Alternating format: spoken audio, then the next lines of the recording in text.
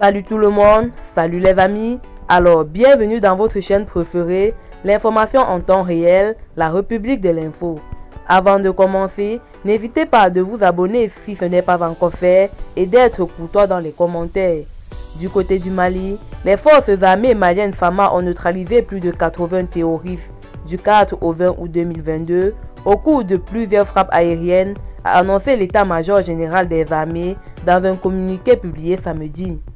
Plusieurs dizaines de terroristes ont également été interpellés et une quantité importante de matériel de guerre récupéré suite à des opérations d'opportunité contre d'énormes sanctuaires des groupes armés terroristes, GAT ajoute la même source.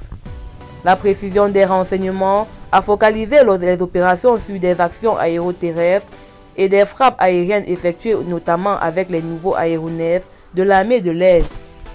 Les GAT, dans une asymétrie, profitent des couverts de la période hivernale dans plusieurs localités couvertes par le plan Maliko et l'opération Kelichigi.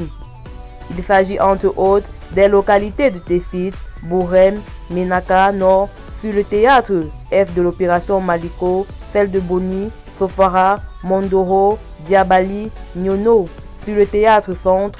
D'autres bilans de ces opérations sont en cours d'évaluation, indique le communiqué. Selon les communiqués militaires, les premières frappes aériennes du Sukhoi 25 récemment acquis ont ciblé les positions des Katiba, Massina et Ferma dans les localités de Nyono et Boni.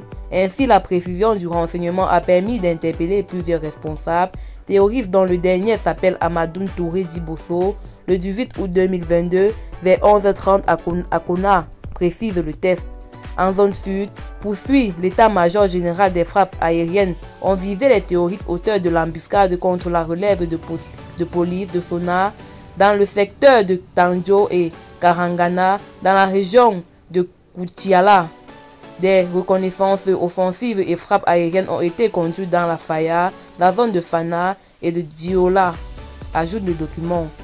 L'état-major général des armées appelle à la vigilance des populations, dont la protection et la sécurité restent la priorité, conformément au respect des droits de l'homme et du droit international humanitaire.